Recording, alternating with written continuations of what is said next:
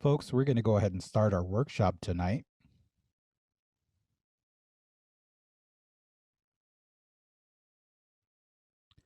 And this is part of an Understanding How to Build Your Credit series. As an individual and as a business. This is our second workshop in a series of 4. We hosted our first one last week, and we had a good conversation where I shared my background and what it is I bring to the table to share and offer with you folks. We covered basic credit terms. We also covered timelines for paying back credit, terms and conditions on credit, basically. You can always review last week's video if you would like.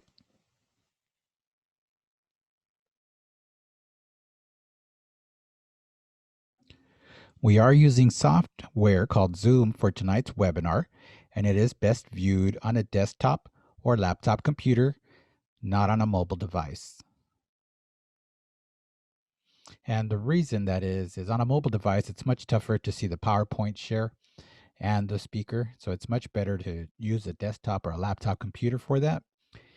We do have voice interpreters, so if you'd like to hear the sound, make sure your sound is on. We also offer captioning. There is an icon towards the bottom of the screen that says CC. You can click on that, and that'll turn on the captioning. If you experience any technical difficulties, just go ahead and type into the chat box. We have an exemplary and wonderful support team that is here tonight to support you through the process. Please don't be afraid to reach out. I will be delivering great information tonight, very useful information, so make sure you have no tech difficulties. Basically, for using Zoom, make sure you do have the most updated version of Zoom. If you do not have the most updated version of Zoom, you probably will not have the best experience on tonight's webinar.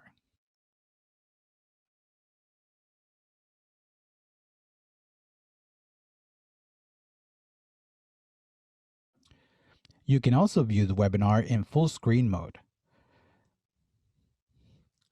Now you can set the view up to your preference. You can scale the PowerPoint to where it's bigger and the speaker windows or video screens are smaller. Or you can reverse that to where my screen is bigger and you can see me signing, and then shrink the PowerPoint. Now, the way to do that is if you hover your mouse towards the middle between the share and the speaker, you'll see 2 lines there, and you can slide those back and forth. And you'll see the Zoom window change as you slide and resize either side.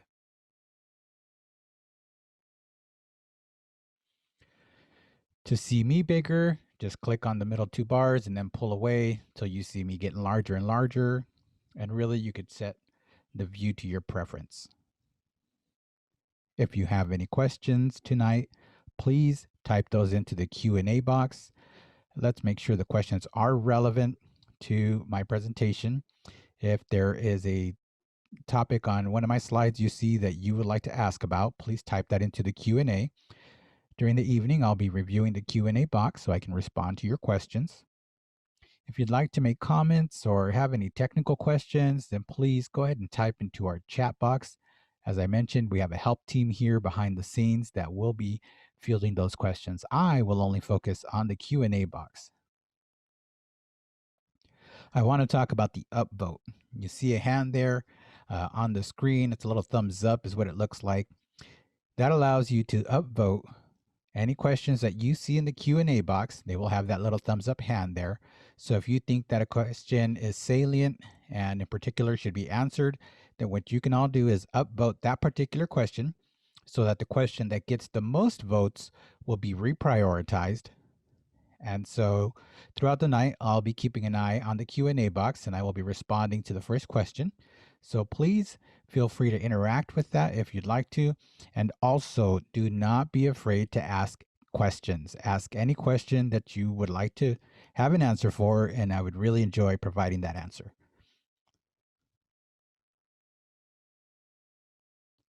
I also want to extend gratitude to CSD Learns for inviting me to be tonight's speaker. CSD Learns, thank you so much for having the faith in me. I've always delivered content within the deaf audience, and I want to share that knowledge with the deaf community. So, again, I'm very grateful to CSD Learns. And also, I want to extend some gratitude to the Wells Fargo Foundation for providing the funding to make tonight happen. Again, thank you, Wells Fargo Foundation. Your funding is much appreciated.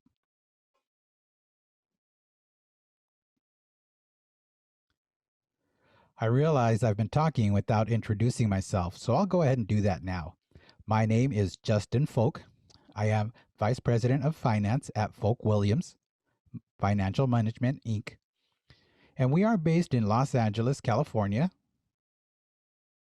I have two social media accounts. One is on Facebook, and that is at Folk Williams Financial, and the second is on Instagram with just at Folk Williams. Please subscribe. We do frequently post. And if you have any questions that have to do with finance, feel more than comfortable to reach out to me through either Instagram or Facebook, and I'd love to have a conversation with you.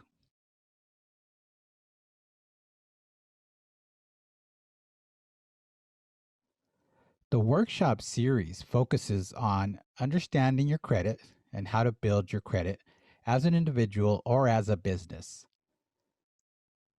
And so, credit in your future, well, even now, is important that you be familiar with credit. Credit is one of those aspects of life that we cannot escape.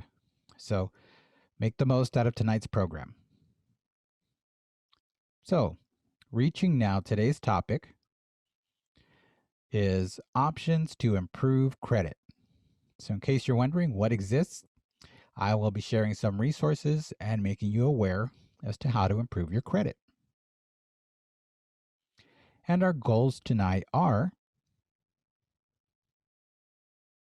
1, to learn about credit available during the COVID-19 pandemic, which is quite a severe challenge for not only individuals, businesses, but everyone that's caught up in this COVID-19 experience, all of us. So I'll be sharing some of those resources.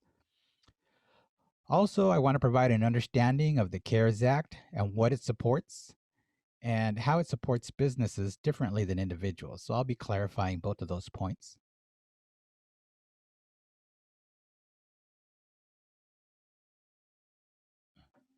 I will also be providing a list of resources so that you can continue in your credit awareness. Of course, the COVID-19 pandemic has caused some serious economic impacts.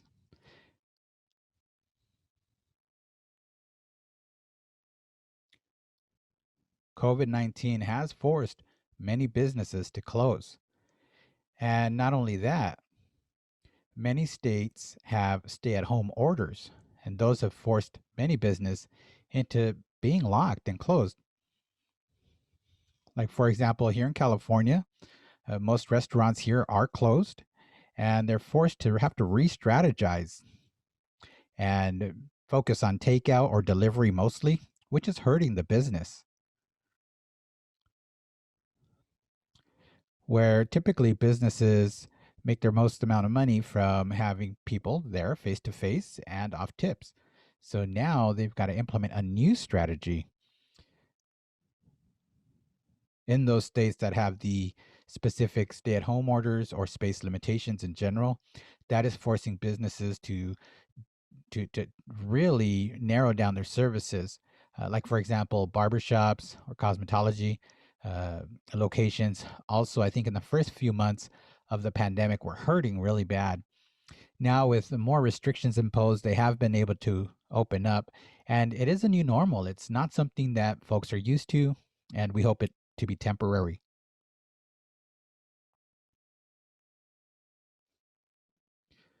Now, these closings of businesses have impacted more than 65 million people, as that is the number that have filed for unemployment insurance. Some people have even become homeless because of the pandemic. So 65 million is a high number. It's a record number, and it's been sustained for quite a while now. My feelings go out to all those folks suffering the impacts, and is also one of the reasons that motivated me to be here and sharing the information with you tonight. The federal interest rate was at a decent amount, but now it's been cut to 0%. And there's talk that this could continue for the next 5 years. Now, I want to point out that this is positive for us all to be able to survive this pandemic. And also, I want to share as far as a savings account, most people are thinking as to how to save, but now's the wrong time to save because the federal interest rate is at 0%, which means that affects how much banks will provide in a return to a savings. If the feds are providing them 0%, then the banks will probably also be providing you with 0%. And if you have money in a savings account, you might want to move it where you get more benefit out of having it parked there.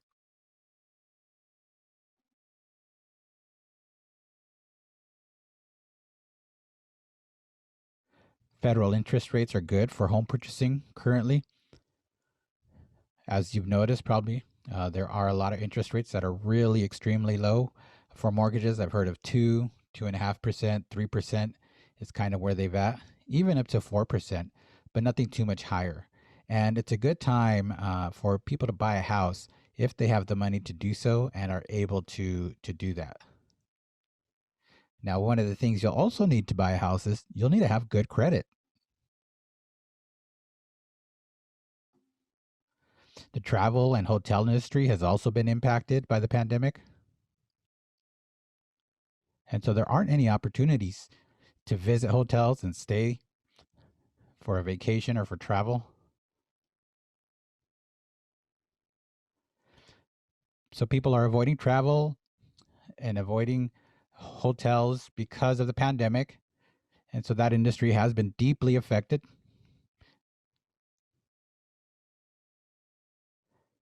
And so, in order for the hotel industry to continue, they have had to take on homeless individuals via programs. There are programs that provide funding to the hotels so that they are able to allow homeless to come in and stay in those rooms. And so that's currently the situation in the hotel industry. And because of that, other people are apprehensive about traveling, knowing that there are homeless people at a hotel, or other people are unable to return home and have to stay at a hotel before coming back home. So everything within the travel industry has changed. And I do believe that in the next few months, in the next few months, the travel industry will be changed. It will implement, I'm sure, items like temperature checks, glove kits, or mask kits with medications. And I think we're in for a very new normal.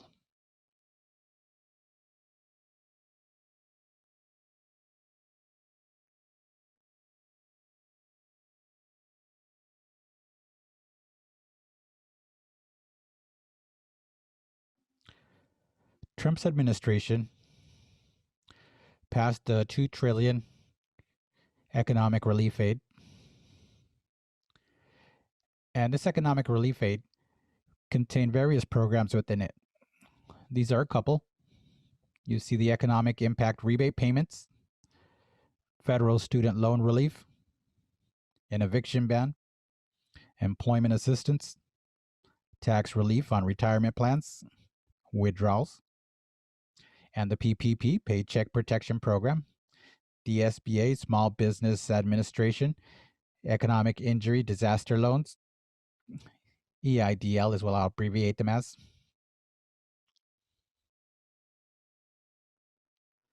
And these programs are in place to help at the state, local, and federal level throughout the pandemic at this time. And these are good resources for folks to learn about and take advantage of. You want to make sure that the conditions and terms of these programs are a good fit for your situation. Now, for the eviction ban, that started back on September. where the administration announced that people would not be able to be evicted for non-payment on their rent. And prior to that, landlords had the right to evict you from their properties. And that, of course, would be a ding to your personal life or your business.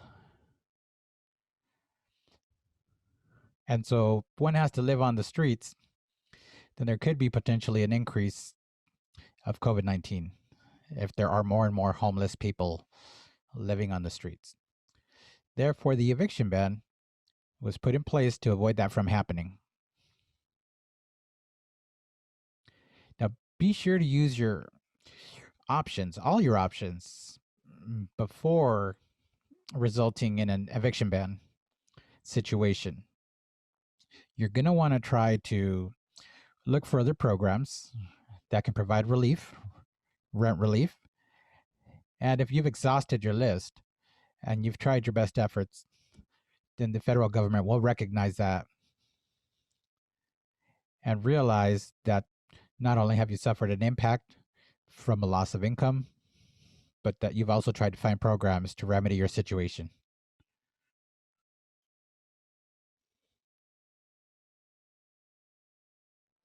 Now, if you do receive an eviction, it's most possible that you're going to be homeless and living on the streets. Then you do qualify for the eviction ban request, which is something you'd have to apply for. Of course, in the case if you're getting evicted, if you have parents you can live with or friends you can live with, you'll have to do that if you do not qualify for the eviction ban program. There are some conditions and terms to it that you have to comply with. And your tax return will also be taken into consideration to make sure that you earn less than $99,000 as an individual and $198,000 as a joint couple. And if you are below the threshold, both thresholds, then you qualify for the program for the eviction ban. And if you are over those income levels, then the eviction ban is not for you. So there are some income qualifications included in those terms and conditions of the eviction ban.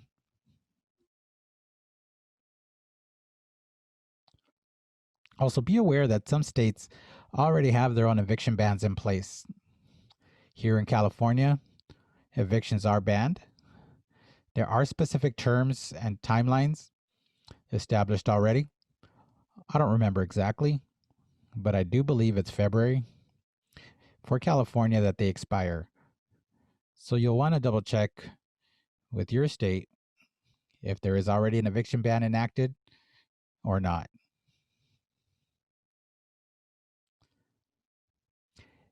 And also, if you're late in paying your rent, sometimes the eviction ban provides relief against late fees, but you'll have to check with your local programs.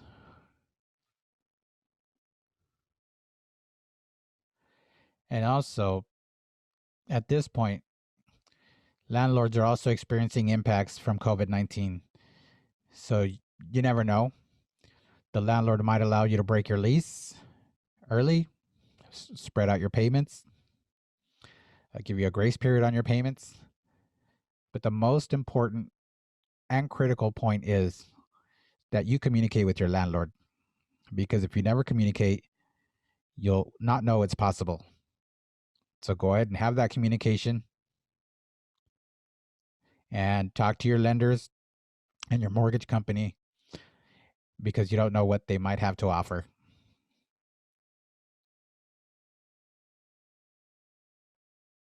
Now I want to talk about economic rebate impacts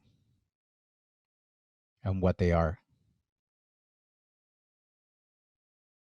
Now, the federal government has provided $1,200 per adult and $500 per child, and I'll explain how to qualify. First, you've got to earn $75,000 or less for individuals, $150,000 or less per year if you're a married couple, And the rebate is broken up by adult. So in my example, let's say I have 4 individuals, and I, as dad, receive $1,200. Mom, my wife, would also receive $1,200, and then we would receive $500 for each child, which means that the 4 of us as a total would receive $3,400 as an economic impact rebate payment. And so the government looks at your 2019 federal tax returns in order to make that determination.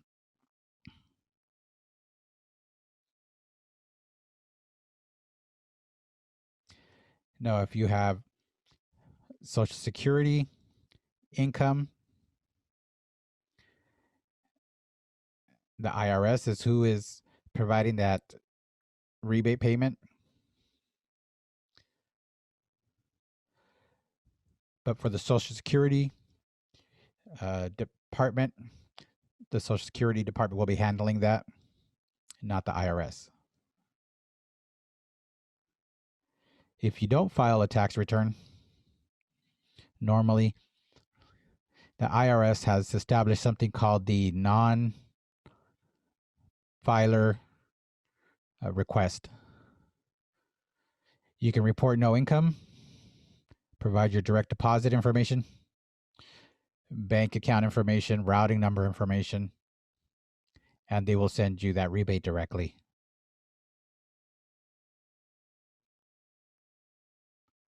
Some folks have asked me if, as an individual, I earn more than $75,000, then how does this work? Okay, so if you're a person who earns more than $75,000, or you're a married couple that earns more than $150,000, then each thousand you are above the threshold. So let's say you make $76,000, then your refund will be $50 less per thousand, and $100 per thousand on the 150,000 couples. So by each thousand you're over the threshold limit, then that rebate payment is reduced by $50 on each thousand, and it maxes out at $99,000 for individuals, which means if you reach that point, you can expect not to receive a refund. And if it's a married couple, over $178,000, then there is no benefit there. But if you have not yet received your refund, go ahead and be in touch with the IRS or your tax planner, or file yourself at irs.gov. They do have available that online, so you can file. Time is going to run out soon, so please make sure you do that soon.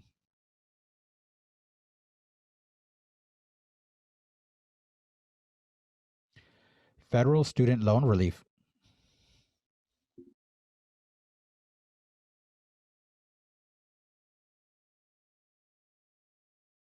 This relief is for people that are still paying on their student loan and have already graduated or are still in school. Anyone that has borrowed money from the federal student aid, those loan payments are currently suspended, and all collections or any defaulted loans are also suspended currently. So if you've missed some payments and that account was taken to a collection agency, at the time being, with the federal student loan relief, has put those collection efforts in suspense, which means they have to leave you alone. Now, a question might be, with the loan payments put on hold, are the loans still accruing interest?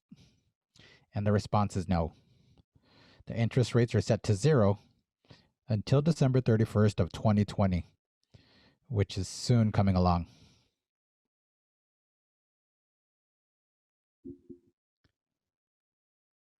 I also want to share that if you haven't paid your student loan and January comes along, it will automatically be in default.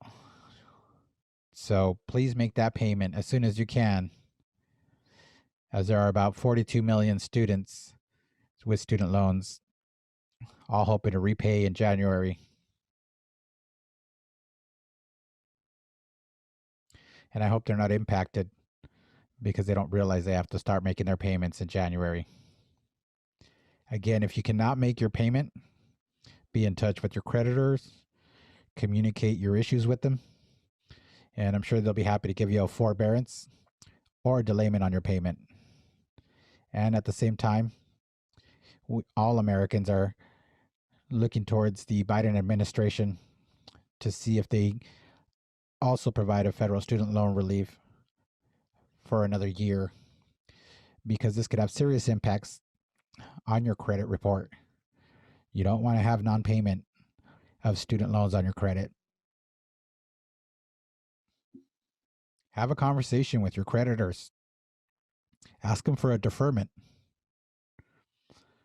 Now, a deferment means you don't have to make the payment at the moment. However, on a deferment, interest still accrues.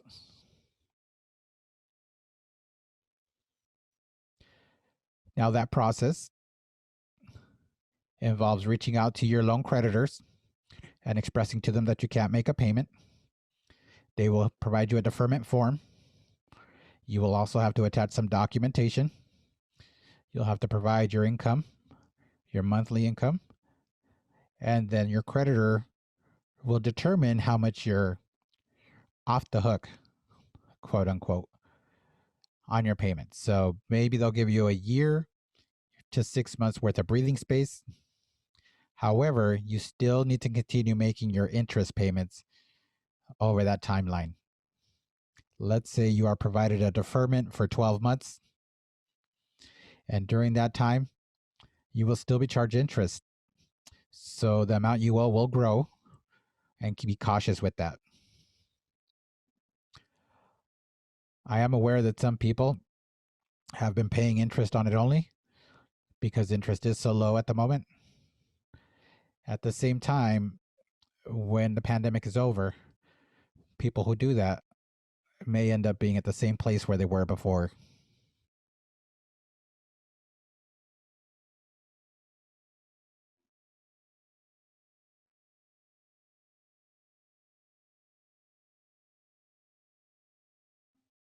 I want to now talk about unemployment assistance. Of course, people who are eligible are employees, independent contractors who lost their job or wages during the COVID-19 pandemic. People that work for like Uber, Lyft, Instacart. When the pandemic hit, they did lose a lot of their income because people were not using the services as everything was impacted. So they are able to apply for the unemployment assistance program. Those funds come from the state as well as the federal government. So those amounts of relief or aid vary by state and by income. There is a documentation process and an application process to determine what amounts you're eligible for. And recently, the federal government offered an additional $300 to whatever amount the states were providing. However, this program does expire December 2021. Excuse me, I meant December 31st of 2020. A little more about the unemployment assistance program. It continues for 13 weeks, and you can transition into what's called the Pandemic Emergency Unemployment Fund. and that is expected to be in place and remain for a while. So keep an eye on that because this unemployment assistance program does expire on December 31st, 2020. My recommendation is that you feel you've been impacted by the recent situation, then do reach out to your local state or federal government offices to apply for that aid. Of course, we do need to survive through this difficult time without income. And with the unemployment insurance, it's free money. It's not money that has to be paid back. Now, you might be taxed on it, but I do recommend that you apply for the unemployment assistance, which is good for individuals and businesses. So do try to take advantage of that if you can.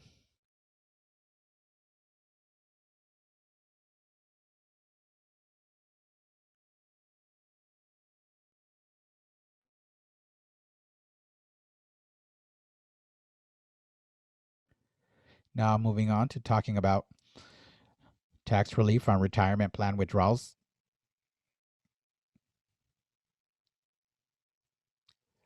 So I'd like you to imagine now a person who may have lost their employment, still has to make payments on rent, and has bills to pay. Let's say this individual uses up their savings and also has a retirement account that they pull their money from as a last resort.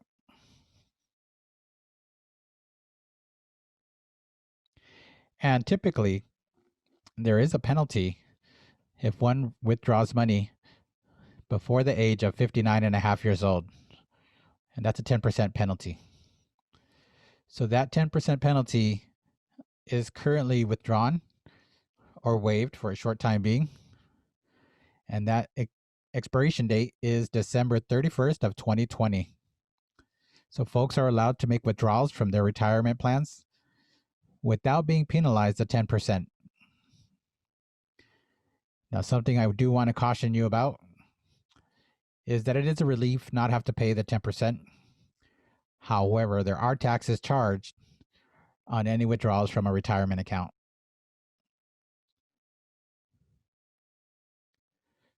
So you want to wait till after you pay your taxes before you make your withdrawal.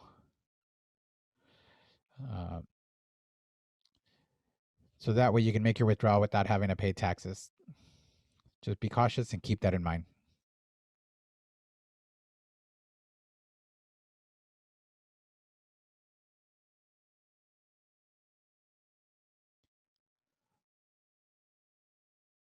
I want to explain a little bit more about the 10%.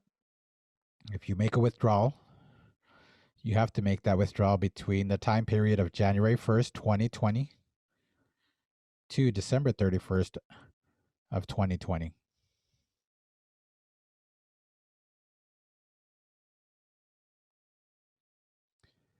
Now, you might be asking yourself, well, how much money can I pull from my retirement? It's not 400,000, 500,000. It's only 100,000 maximum for a single individual. If you do pull that much money out, you will be penalized. So keep an eye on that. There are various plans that allow you to make a withdrawal out of an IRA, 401k, 401k-A, and an annuity. There are 403As and 403Bs. They're also eligible, and 437As. The various retirement plans that I mentioned have this waived 10% penalty applied to them. And again, it covers the year of 2020. So at this point, I'd say you probably only have about a month left. And if that's something you have to do, then move forward and do that. Because this is the time where we're all being impacted on a business and personal level.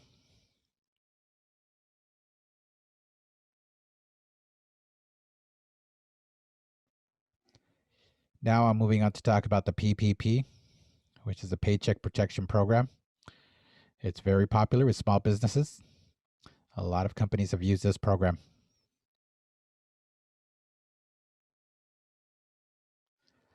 Federal government signed on a $350 billion program.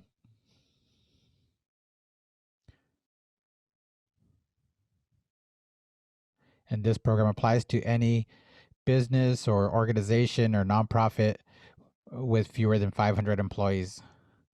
It also applies to sole proprietors, independent contractors, self-employed individuals, which means it could apply to you. And I'll explain how the program works. Of course, you have to be in touch with your bank.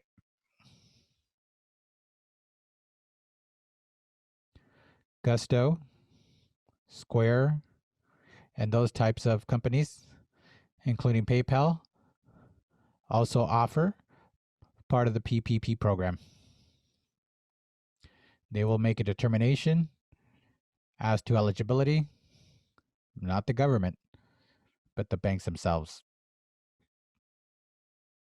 So banks will receive your application, review it, and there are some requirements to the program, which I will cover in the next slide.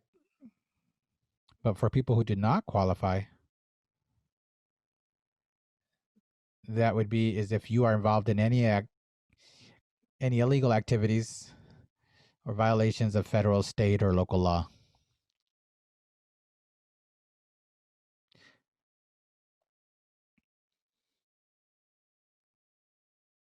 Like, for example, if you have a drug addiction program, you would not be part of the PPP program.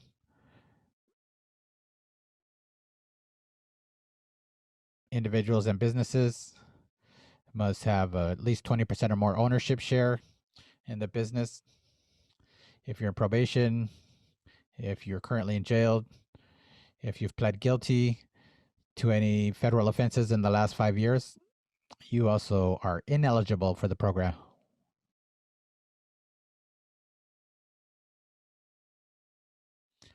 Now, the maximum amount that one can borrow is $10 million from the PPP program. Now, this sounds exciting, but the program depends on your business's payroll costs, those monthly costs.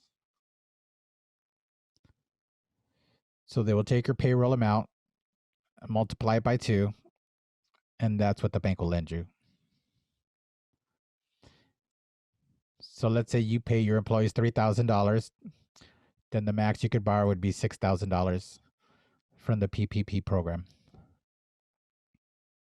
This money can be used on payroll and compensation, insurance premiums, mortgage or interest rate costs, rent, utilities, and interest on other debt obligations,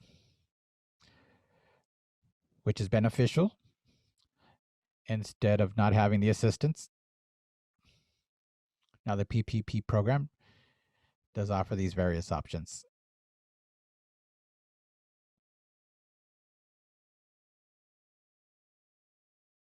The loan terms for the PPP loans continue up to 2 years, and the interest rate is at 1%. Let me just say that is a low percentage. So you won't be able to find another deal like that anywhere else.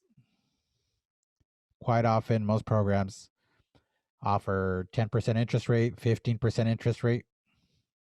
So a 1% interest rate loan, my goodness, that's probably the best deal that exists anywhere. Of course, there's an application process, and the payments don't start until 6 months later. So payments are deferred for 6 months, which again is incredible.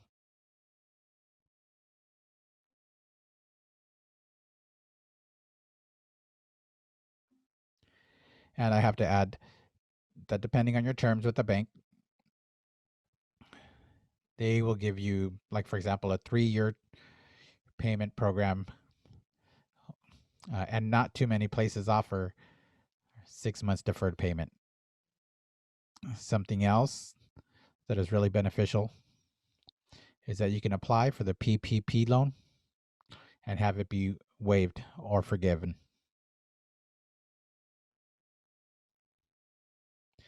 Now, the amount that is waived or forgiven is up to 100%.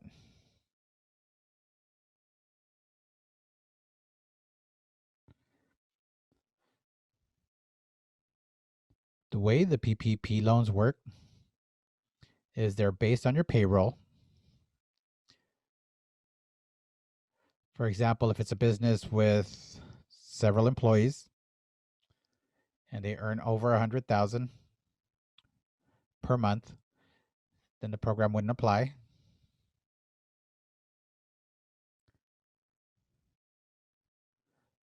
But if the payroll is 120,000, which means about 10,000 per month per employee, then they would double that for it to be 25,000, which means that your max loan would be based off that. So let's say there's another business with employees who earn over 100,000. And so the amount that you pay to your employees, let's say your payroll costs are 1.5 million minus compensation.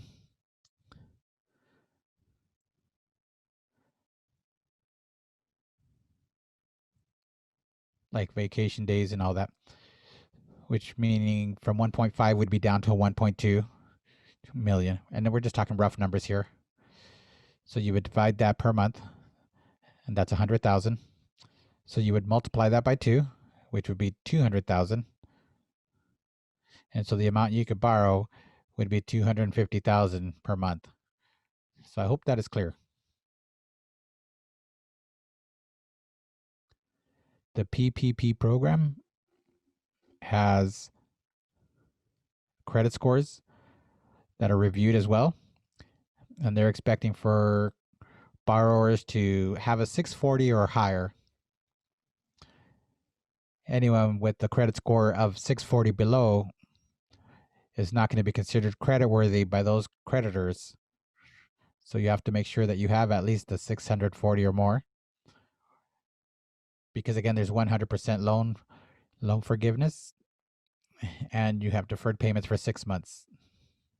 So do take advantage of that if you can.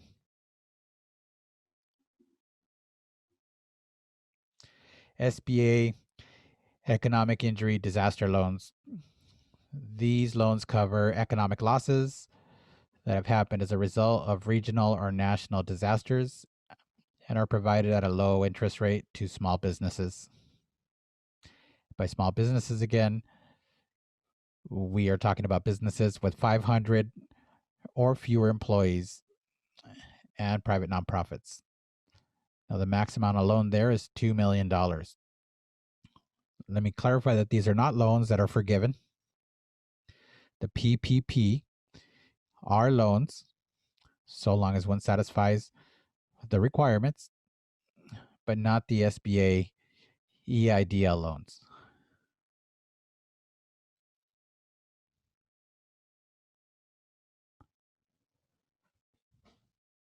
Now, COVID is a national disaster, and this is why these loans qualify, as they are set up for regional or national disasters.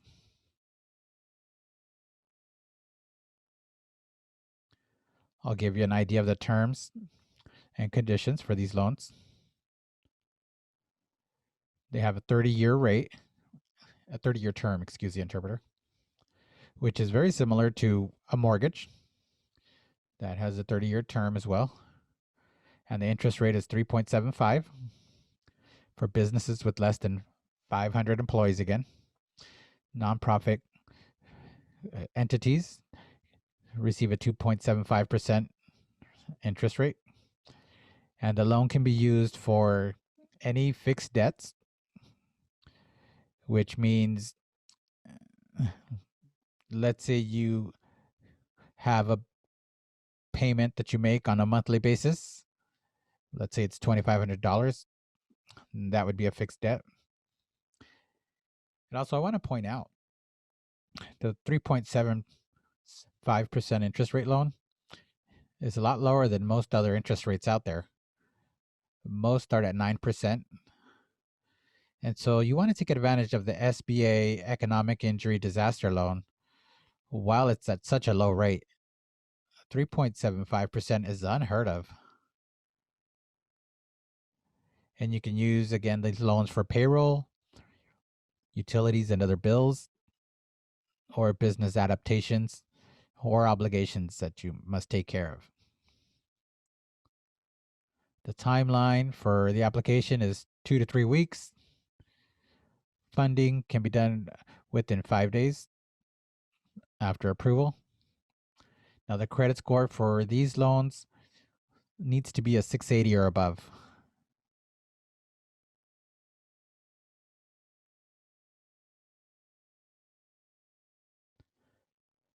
Now, 2 slides now in a row, I've mentioned credit scores.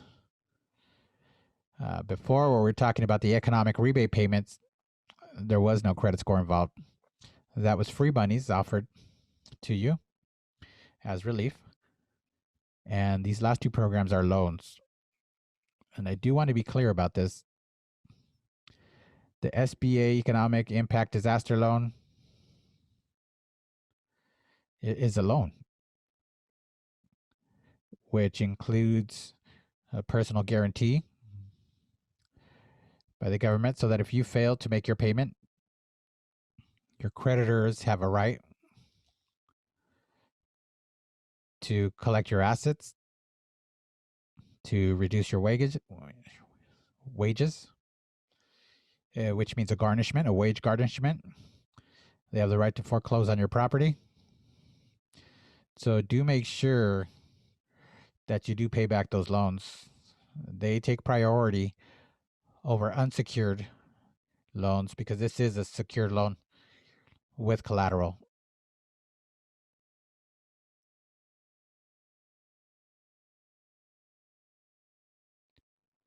I'm sure you're probably wondering, well, why should I take advantage of the opportunity of these programs and assistance provided? Well, if one complies with the terms, for example, with the PPP loans, they can be waived or forgiven. There are 30-year terms on these loans, which will allow you to make payments on your debts that you have. Maybe you have 10 debts and you can consolidate it into one debt with this SBA Economic Injury Disaster Loan or with the PPP program. So if you do receive those monies, this creates space for you to enter a new interest rate while many businesses are closing.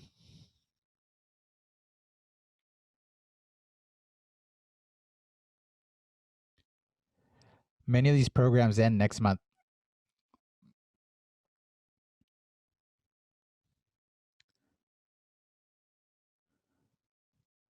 Currently, Congress is having a conversation about a $908 billion coronavirus stimulus bill.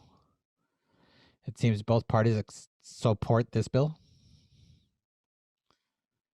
We know that the programs expire next month, so we're hoping they are renewed and can continue into the future. There is discussion about possibly a $1,200 stimulus, but that hasn't been brought up yet. And there are no updates in terms of student loans or the eviction ban. We'll have to keep our eyes on Congress for that. Resources. I recommend you use Mint. Mint is a wonderful debt management tool. It is also free. It's like a one-stop hub.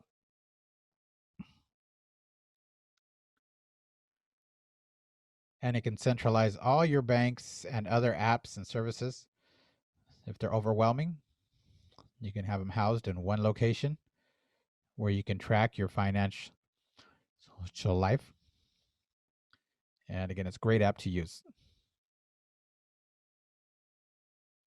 The Wells Fargo Foundation has also provided This resource, the hands-on banking, educational articles, courses, tools designed for self-paced or group learning.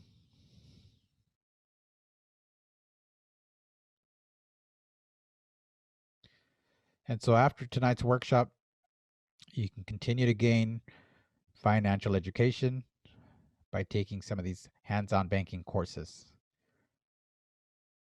One door closes, one door opens. As we see, many businesses have closed recently, which means this has created opportunities for many more doors to open for you and all of us. So if you see a door opening for yourself, take action. Go for it.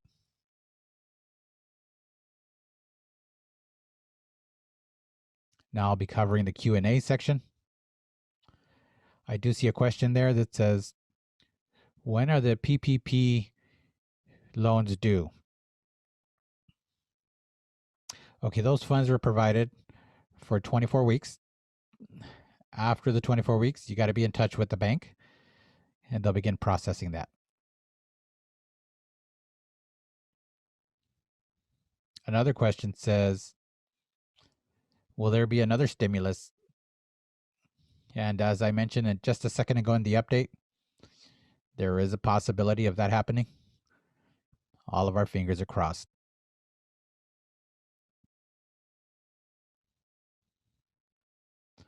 Once December's over, you do have to continue with your payments.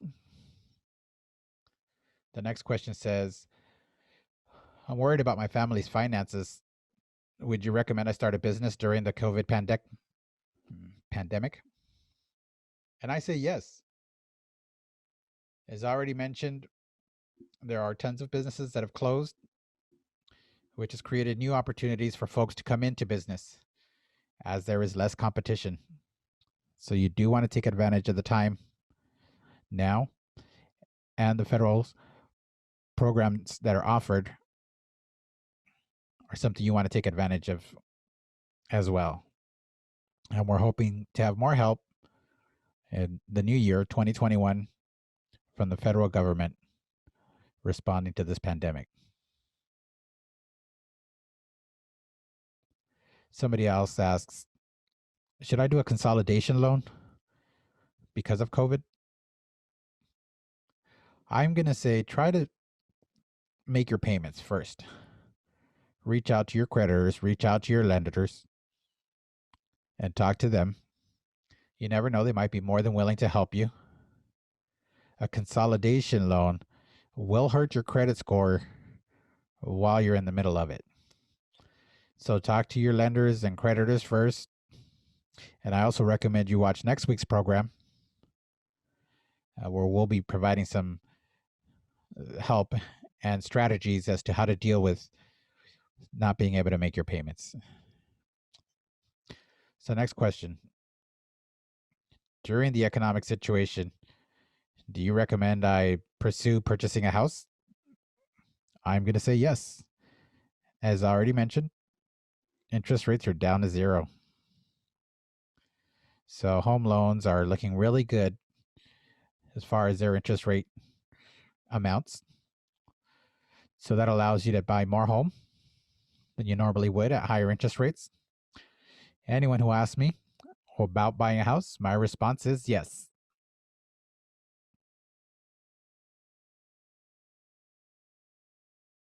Next question says, would you recommend I refinance my mortgage with the way interest rates are now? What are the pros or cons? I'm going to say if you can refinance now, then go ahead and do so.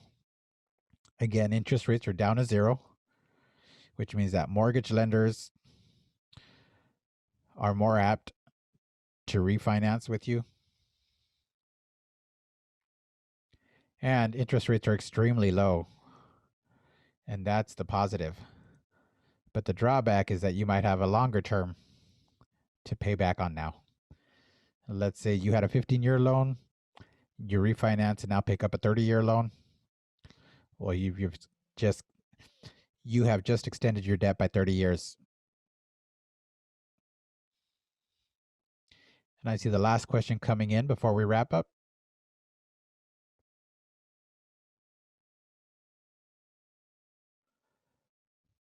I do see we're short on time, so I actually have to wrap up now.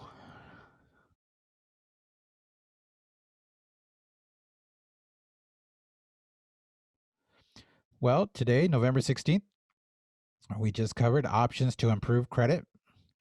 And next week, we'll be talking about how to bounce back. And I'll also have a special guest on the 23rd. Next slide shows who that is. Our guest next week will be Janine Parker Greenberg.